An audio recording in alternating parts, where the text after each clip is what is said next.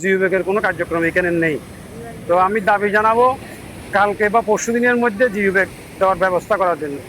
সংশ্লিষ্ট কর্তৃপক্ষকে আবেদন জানাচ্ছি। আর যারা ক্ষতিগ্রস্ত হচ্ছে ওদের ঘরবাড়ি তৈরি করার জন্য যথাযথ ব্যবস্থা নেওয়ার জন্য 1 সপ্তাহের ভিতরে আমরা পরিষদের পক্ষ থেকে যতটুকু পারি আমরা চেষ্টা করব।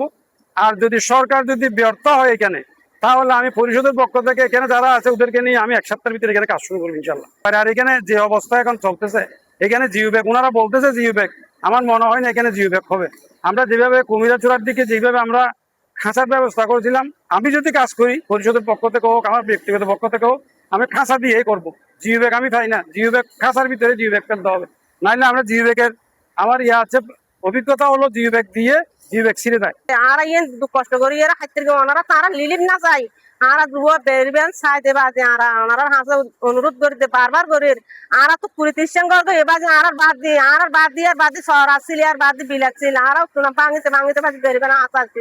আর ইয়ে দিয়ে যদি তাকে নেবে আর হঠাৎ যাই বাজে আশা করি এখন আর দিব করি আর আল্লাহ তোরা আর দেয়া যাবি কেন বা আমি আর বয়স 70 বছর চলে তো 70 বছর চলে যাবত আমি তো বেরিবার না দেখি bye bye bye bye bye bye আইতে বহুত দূর মাছ আছিল একবারে আগের কথা দিতে এই লাই আমার হাসে একটা অনুরোধ আল্লাহ থেকে আমি তো চাইলে পারিবি আর তো যা পাইছে দিয়ে কিছু নাই কিশোর আমি বেরিবার চাইছে